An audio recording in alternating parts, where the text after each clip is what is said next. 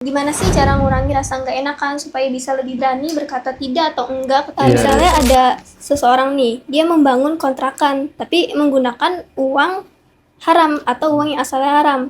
Nah, ketika kontrakan itu disewakan dan menghasilkan uang, apakah uang hasil sewanya menjadi halal karena berasal dari usaha atau tetap dikategorikan sebagai uang haram? Apa sih tips and trick agar kita jago public speaking? Iya, Bang Emil. Apakah benar semua orang Kristen udah pasti masuk neraka atau ada penjelasan lain? Kita kan sering dengar nih kalau surah Yasin sering disebut sebagai jantungnya Al-Quran. Nah, apa sih alasan dibalik surah Yasin yang dapat mendapatkan julukan tersebut?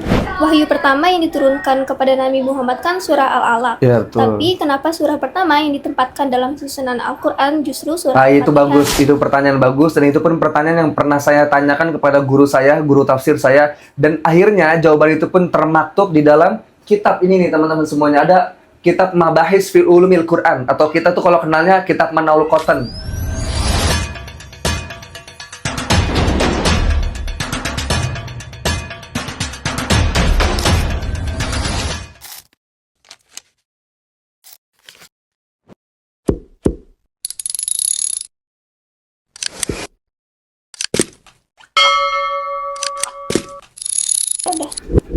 Bismillahirrahmanirrahim. Assalamualaikum warahmatullahi wabarakatuh.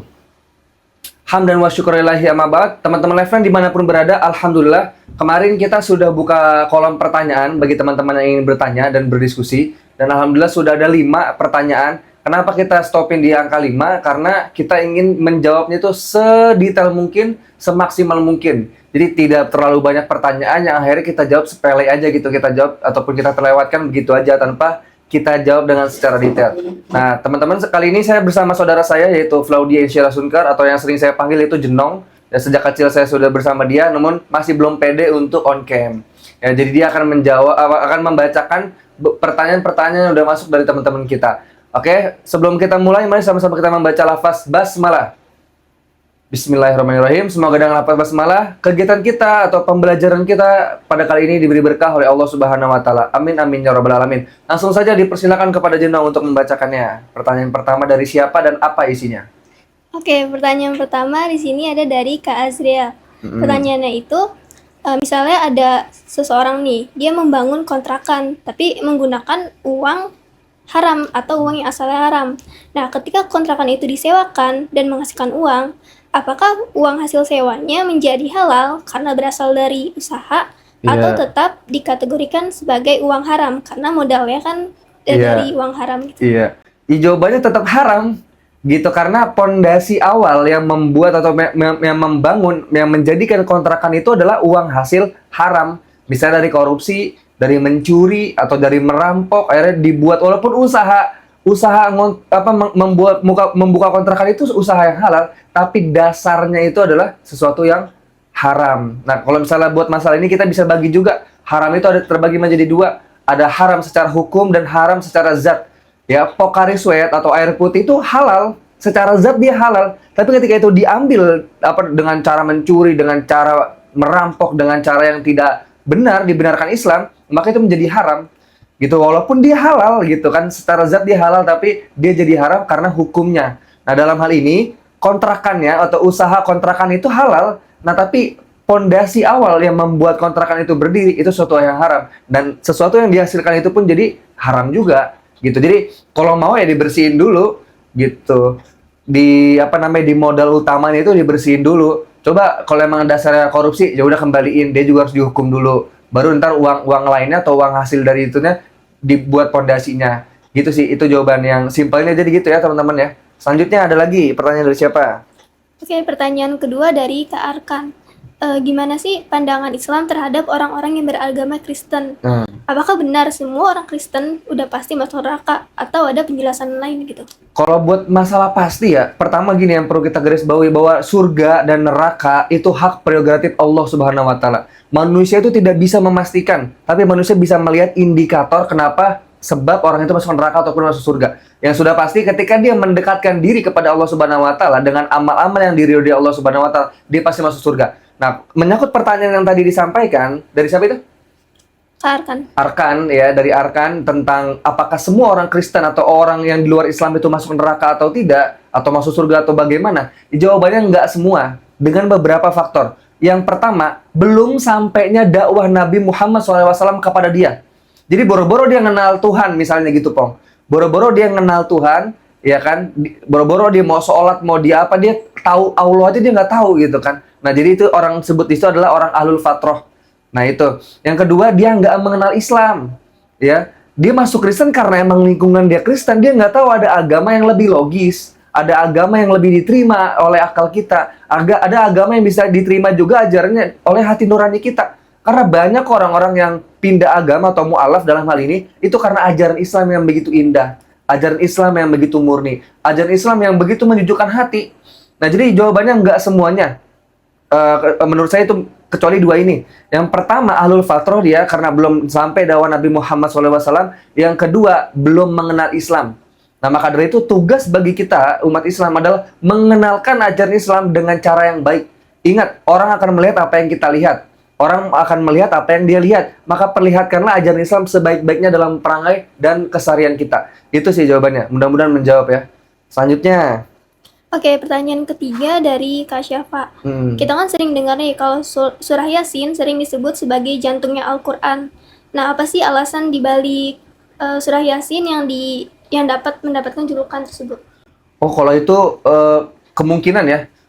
Pertama, ini saya ingin menjawab jujur dalam hati. Ya, saya baru dengar itu istilah, saya baru dengar itu perkataan ataupun apa namanya sesuatu yang dinisbahkan kepada surat Yasin yang dikatakan Yasin jantungnya ya, jantungnya Al-Quran. Nah, mungkin saya ingin menjawab ada 3 jawaban. Yang pertama mungkin karena si isi kandungan yang di dalam Quran surat Yasin itu adalah suatu kandungan yang tauhid, terus juga apa namanya bukti konkret dari kerasulan Nabi Muhammad SAW, terus juga pemberitaan tentang hal-hal gaib termasuk juga di surga ataupun neraka. Ya ada kan tuh bunyinya di ayat itu al-yauma nakhtimu ala afwahim wa tukallimuna aydihim wa tashhadu arjuluhum bima kanu yaksibun. Hari di mana hari ditutupnya mulut, ini tangan sama kaki berbicara ya atas apa yang mereka kerjakan, karena mulut mungkin bisa berbohong dan bersilat lidah. Tapi kalau ada tangan yang ngomong itu nggak bakalan bisa bohong, dia bakal bersaksi sesuai dengan apa yang dia lakukan. Nah itu mungkin. Nah cuman saya ingin sampaikan pendapatnya Imam Syafi'i. Imam Syafi'i bilang kalau seandainya Al-Quran itu nggak diturunkan dari Al-Fatihah sampai An-Nas, maka cukup Al-Ikhlas saja diturunin udah cukup. Ya, itu saking menunjukkan Al-Ikhlas itu singkat, padat, tapi legas dan tegas. Itu. Jadi, wallahu a'lam jawabannya, cuman saya ingin menjawab tadi yang 3, bahwa tentang ketauhidan, tentang kebenaran Rasul, dan juga pemberitaan hari akhir. Itu yang terdapat di surat Yasin. Wallahu a'lam. Selanjutnya ada dari Kak Devan. Wahyu pertama yang diturunkan kepada Nabi Muhammad kan surah Al-Alaq. Ya, betul. Tapi kenapa surah pertama yang ditempatkan dalam susunan Al-Quran justru surah Al-Fatihah? Itu bagus, itu pertanyaan bagus, dan itu pun pertanyaan yang pernah saya tanyakan kepada guru saya, guru tafsir saya, dan akhirnya jawaban itu pun termaktub di dalam kitab ini nih teman-teman semuanya. Ada kitab Mabahis fi Ulumil Quran, atau kita tuh kalau kenalnya kitab Manaul Qatan. Itu nama pengarangnya beliau, Allahu yarham. Nah, di dalam kitab itu teman-teman semua, jadi sebelumnya saya jelasin dulu tentang proses turunnya Al-Quran atau nuzulul Quran. Yang pertama, Al-Quran itu sudah konkret, sudah komplit, sudah menjadi suatu kesatuan, itu di dalam Lauhul Mahfuz. Ya, itu udah mohon maaf ya teman-teman semuanya, tadi kepotong. Ini saya tadi udah sampai penghujung jawabannya tentang syirik asghar dan syirik akbar. Intinya, syirik asghar itu kita menyekutukan Tuhan, kita jadiin Tuhan selain pada Allah Subhanahu wa taala. Ya, yang kita ibadah tekun, yang kita pasrahkan diri kita kepada Dia, kita gantungkan juga harapan kita untuknya. Kalau syirik asghar itu kita dedikasikan ibadah kita kepada selain Allah Subhanahu wa taala. Dengan maksud kita pengen membanggakan diri kita, pengen dilihat diri kita, pengen didengar kita itu sebagai orang yang baik, pengen dicap sebagai orang yang integritasnya bagus. Itu intinya pencitraan lah, itu namanya syirik asghar. Itu contohnya ya. Dan selanjutnya ada pertanyaan apa lagi? Silakan. Oke, selanjutnya ada pertanyaan dari Mbak Zain. Iya. Jadi dia bercerita kalau dia itu sering ngerasa nggak enakan sama orang lain. Misalnya dia dimintain tolong, padahal kan dia lagi capek atau lagi sibuk, tapi dia tetap bilang iya karena takut mengecewakan atau nggak bisa menolak. Iya. Nah, jadi ketika dia membantu, dia malah justru merasa terbebani. Iya. Jadi gimana sih cara ngurangi rasa nggak enakan supaya bisa lebih berani berkata tidak atau enggak ketika memang diperlukan? Itu pola pikir sih, lagi-lagi mindset sih. Sekarang gini, pokoknya yang harus ditanamin ya sama orang kayak gini ya, sama orang people pleaser itu ya, termasuk saya juga sempat ada di posisi itu, yang perlu kita tanamin dalam diri kita, kita itu nggak bertanggung jawab atas kebahagiaan dan kemudahan orang lain. Itu yang perlu kita tanamin dulu di awal. Dan ketika kita membantu, dalam tanda kutip, membantu orang atau membantu siapapun, itu ketika kita memiliki kelebihan. Seseorang yang bisa menyedekahkan rezekinya, itu karena apa? Karena dia memiliki kelebihan. Seseorang yang bisa membantu orang lain dalam hal ini melindungi, menjaga, itu karena dia memiliki kelebihan dan kekuatan. Nah, kalau misalnya kita tidak memiliki waktu luang untuk membantu seseorang, itu bukan berarti kita menjahati dia, bukan. Itu mindset ya. Dan sekali lagi ya, ketika kita berkata itu sama aja kita membeli ataupun kita menyetujui. Kalau misalnya kita berkata tidak ataupun iya, kita anggap iyalah. Kalau kita berkata iya, padahal dalam diri kita berarti enggak, itu berarti kita sudah menolak kedamaian di dalam hati kita. Kita mengorbankan waktu yang seharusnya kita bisa gunakan dengan hal yang lain-lain. Walaupun tiduran doang, walaupun istirahat doang, itu kepentingan juga loh buat kita. Karena hak dari badan kita adalah istirahat. Dan ketika kita datang waktu istirahat, misalnya di waktu libur ada orang datang minta pertolongan kepada kita, sedangkan kita ingin istirahat, lalu kita bilang iya padahal di dalam hati kita tidak, itu sama baik kita ngebohongin diri kita. Kalau kita udah bisa ngebohongin diri kita, berarti juga kita bisa juga buat bohongin orang lain. Namun biasanya sebaliknya. Maka dengerin teman-teman semuanya, agama Islam itu bukan cuman hablum minallah, bukan juga hablum minannas. Dan bahkan ini ayat ini diperselisihkan ketika emang dimaksudkan ini adalah ajaran Islam, itu diperselisihkan. Nah, cuman yang ingin saya sampaikan di sini teman-teman semuanya, agama Islam itu bukan hubungan kepada Allah dan kepada manusia doang, bukan. Ya, ada juga hubungan kepada diri kita, kepada hewan yang ada di muka bumi juga, kepada tumbuhan, kepada apapun makhluknya Allah Subhanahu wa taala, itu Islam sudah mengatur itu semua. Nah, dalam hal ini hubungan kepada diri kita. Ya, Allah sering banget itu ngomong di Al-Qur'an bilang apa? Wala tazlimu anfusakum, jangan kamu zolimi diri kamu. Ya, dalam salah satu arti kata zolim adalah kita tidak memenuhi hak-hak di dalam diri kita. Itu namanya kita zolim juga berarti kepada diri kita. Ya, kalau abi kita tuh bilang ya haknya mata ya tidur. Ya kan, haknya badan ya istirahat, haknya perut ya makan. Kalau kita nggak penuhi itu berarti kita zolim pada diri kita. Itu yang perlu kita catatkan. Ingat, kita tidak bertanggung jawab atas kebahagiaan orang lain, itu yang pertama. Yang kedua, ketika kita mengatakan iya, itu berarti kita menyetujui dan kita menggadaikan atau menjual kedamaian di dalam diri kita. Silakan, ada lagi? Itu mudah-mudahan menjawab ya. Silakan, pertanyaan ada lagi? Oke, selanjutnya lebih ke minta saran sih dibanding pertanyaan. Dari Mbak Emil, apa sih tips and trick agar kita jago public speaking? Iya, Bang Emil ya itu ya, cowok itu. Kalau buat itu, saya nggak bisa ngasih resep pasti dalam hal ini teman-teman semuanya, karena bisa jadi sesuatu yang saya alami secara pengalaman pribadi itu tidak bisa dialami orang lain, karena kita tuh memiliki potensi kita yang berbeda, cara kita menemukan skill kita itu berbeda-beda, cara kita mengekspresikan juga itu berbeda-beda. Nah, cuman saya ingin ngasih beberapa hal yang penting lah, poin-poin yang menurut saya penting. Yang pertama, kuasai materi. Seseorang itu bisa percaya diri karena dia sudah menguasai materi. Jadi kuasai materi kita dulu, itu yang pertama. Yang kedua, kita tidak usah dan tidak perlu meyakini bahwa semua orang itu memperhatikan kita.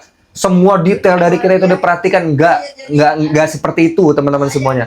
Nah, jadi yaudah, ketika emang kita sudah menguasai materi kita, yaudah, kita maju aja udah. Jadi kita percaya diri bukan percaya diri yang bias, tapi kita percaya diri karena kita sudah mempersiapkan. Ya, yang ketiga teman-teman semuanya, ini semua butuh waktu, ini semua butuh latihan. Ya, pertama kita memang jelek, tapi itu adalah hal yang pertama. Selebihnya kita ambil evaluasi, kita perbaiki, kita akan jadi pribadi yang lebih baik lagi, itu aja. Ya, orang-orang yang hebat, orang-orang yang keren dalam public speaking, orang-orang yang berani ngomong di depan ratusan ataupun ribuan orang atau ratusan ribu orang, itu berasal dari orang yang lemah, berasal dari orang yang nggak bisa, berasal dari orang yang tremor juga. Tapi seiring berjalannya waktu, seiring banyaknya percobaan dan pengalaman, mereka bisa. Itu aja, that simple teman-teman semuanya. Jadi kita harus percaya diri, dan percaya diri kita harus dibekali dengan persiapan yang matang juga. Kita jangan pedulikan orang lain. Nah, kalau misalnya nggak pede, teman-teman semuanya, ada tips dari Kiai Haji Agus Salim, dia bilang kayak gini. Ketika dia datang suatu tempat, dia itu sebelum ngomong, dia diri dulu dengan tegak, dia ngeliat dulu ke sekeliling. Setelah itu baru dia bicara. Ya, entah pembicaraan kita ada eye contact, ada tatapan mata, mainan mata, ataupun enggak, itu nggak jadi masalah. Nah, cuman tipsnya itu biar kita nggak grogi, kita lihat dahi. Kita lihat jidat nih, kita lihatnya gini, nggak ngeliat mata. Mungkin kalau ngeliat mata kita agak grogi, karena kita mungkin merasa diintimidasi. Ya, tapi kalau kita ngeliat dahi ya, kita nggak kelihatan matanya akhirnya. Seperti itu sih teman-teman semuanya ya. Udah ya? Nggak ada lagi ya, Bang ya? Iya. Udah, seperti itu teman-teman semuanya. 7 pertanyaan berarti di kesempatan kita pada malam kali ini, pembahasan kita kali ini. Dan buat teman-teman semuanya yang ingin berpartisipasi, ya ingin memberi stimulus untuk kita membuka pembahasan, silakan ditulis di kolom komentar tentang beberapa pertanyaan di sosial media kami manapun. Ya, ada di Instagram kami, ada di TikTok kami juga, dan juga di YouTube ini. Jadi teman-teman silakan pilih dan komen saja apa pertanyaannya, atau mau DM juga silakan saja, dan insya Allah di next time kita akan bahas semuanya. Seperti itu teman-teman semuanya, mari sama-sama kita tutup dengan membaca doa teman-teman semuanya. Semoga pertemuan kita ini membawakan keberkahan dan juga kebermanfaatan dalam hidup kita. Allahumma anfa'na bima 'allamtana wa 'allimna ma yanfa'una warzuqna 'uluman tanfa'una rabbi zidna 'ilman warzuqna fahman bi rahmatika ya arhamar rahimin. Da'wahum fiha subhanakallahumma wa tahiyyatuhum fiha salam wa akhiru da'wahum anil hamdulillahi rabbil alamin. Seperti itu teman-teman semuanya, semoga bermanfaat. Salam akal sehat, tetap semangat fighting. Wallahu muwaffiq ila aqwamit thoriq. Wassalamualaikum warahmatullahi wabarakatuh.